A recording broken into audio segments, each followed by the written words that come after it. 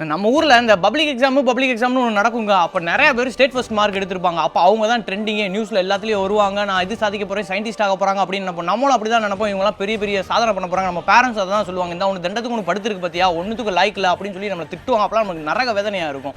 இந்த public exam 1911 தான் முத வருதுங்க. கிட்டத்தட்ட 144 வருஷமாக இது நடந்துகிட்டு இருக்கு.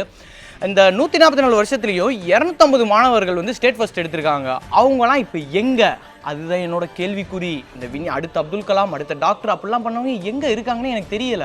இப்போ சாதிச்சவங்க லிஸ்ட் எடுத்து பார்த்தோன்னு வச்சுக்கோங்களேன், அவங்களாம் வந்து ரொம்ப அந்த ஸ்டேட் ஃபர்ஸ்ட் எடுத்தவங்களே கிடையாது. MS தோனி ஆகட்டும், APJ அப்துல் கலாம் ஆகட்டும், ஆக்டர் தளபதி விஜய் ஆகட்டும், எல்லாருமே வந்து படித்தவங்க கிடையாது. ஆனால் அந்த படித்தவங்க படித்தாதான் நீ வாழ்க்கையில் முன்னேற முடியும்னு சொன்ன அந்த பேரண்ட்ஸோட அவங்களாம் இப்போ எங்கே? சொன்னேன், என் தாயெல்லாம் இப்போ நான் தேடிக்கிட்டு இருக்கேன். அப்போல்லாம் என்னையே நிறைய வேதனையாக இருக்கேன்.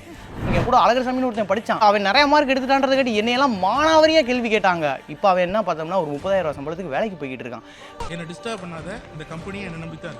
இப்போ நீ என்னடா பண்ணுற நீங்கள் கேட்கலாம். நம்மளும் அதே ஒரு சம்பளத்தில் தான் இருக்கோம். இருந்தாலும் அவன் ஸ்டேட் ஃபர்ஸ்ட் எடுத்தான் இல்லையா, அப்படி தானே நம்மளை சொல்லி வளர்த்துருப்பாங்க. நம்ம பேரண்ட்ஸ், இந்தியன் பேரண்ட்ஸ் என்ன சொல்கிறாங்கன்னா, முன்னாடியே மோல்டு பண்ணிடுறாங்க. நம்ம கஷ்டப்பட்டு படித்து போகிறதே இந்த வேலைக்கு தான் போகணும். ஒரு என்ன சொல்கிறாங்கன்னா, ஒரு 10 பேருக்கு வேலை கொடு அப்படி ஏன் சொல்ல மாட்டாங்க? ஏன் ஒரு பொலிட்டிஷியனாக, ஒரு சூப்பர் ஸ்டாராக அந்த மாதிரி ஏன் சொல்ல மாட்டாங்க? நீ ஒரு கம்பெனிக்கு தான் வேலைக்கு போகணும், அதுக்கு நல்லா படிக்கணும் அப்படின்றாங்க. இவ்வளோ நேரம் இதையே நான் முக்கிக்கிட்டு இருக்கேன்னா, 1947 தான் இந்தியா சுதந்திரமாக வச்சுங்க. அந்த காலகட்டத்தில் தான் south Korea, Singapore, Norway, Sweden இந்த மாதிரி கண்ட்ரிகள் வந்து சுதந்திரம் வச்சு. ஆனால் இப்போ பார்த்தோன்னா அது வந்து டெவலப்பிங் கண்ட்ரி ஆகிடுச்சு. நம்ம இன்னும் டெவலப்பிங் ஆகிட்டு இருக்கோம்.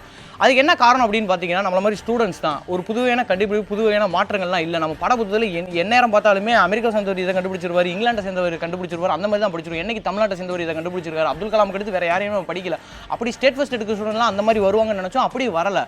ஸோ இப்படியே இருந்து நம்ம என்றைக்குமே டெவலப் ஆக மாட்டோம். புது வகையான மாற்றங்களை கொண்டு வரணும்னு நான் சொல்கிறேங்க. இப்போ பொலிட்டிஷியன்ஸ்லாம் நம்ம ஏரியாவில் பார்த்தீங்கன்னா நிறைய பிரிட்ஜ் கட்டுவாங்க. மீன்ஸ் என்ன சொல்ல வரேன்னா, அதுக்கு நமக்கு தேவைப்படுமா இல்லை தேவைப்படாதவே யாருக்கும் தெரியல. ஆனால் பாலங்கள் கட்டிக்கிட்டே இருப்பாங்க. நான் என்ன சொல்ல வரேன்னா, நிறைய ஃபண்டை ஒதுக்கி நல்லா படிக்கிற ஸ்டூடெண்ட்ஸ் எல்லாம் ஒரு விஞ்ஞான கண்டுபிடிப்புக்கு பயன்படுத்தலாம்னு சொல்கிறேன். நம்மகிட்ட வந்து திறமையான ஸ்டூடெண்ட்ஸ்லாம் நிறைய பேர் இருக்காங்க தமிழ்நாட்டில். அப்படி கொண்டு வரும்போது அவங்க புது கண்டுபிடிப்பு நம்மளும் வந்து டெவலப்பிங் ஆகிட்டே இருப்போம்.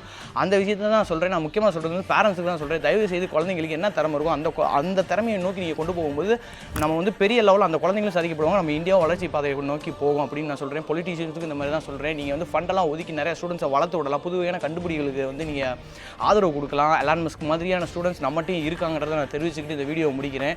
அம்மா எங்கே இருக்கீங்க? ஸ்டேட் ஃபர்ஸ்ட் எடுத்த ஸ்டூடெண்ட்னா காணோம். அவங்களாம் இப்போ எங்கே இருக்காங்க? அவங்கள நான் தேடி கண்டுபிடிக்கணுங்க. அவங்கள தான் நான் தேடிக்கிட்டு இருக்கேன். ஏன்னா நான்லாம் இப்போ மரண கொடூரமான வேதனையில் இருந்தேன். நீலாம் ஒன்றுத்துக்கு லாய்க்கில் நீ சொல்லிட்டு இருந்தாங்க.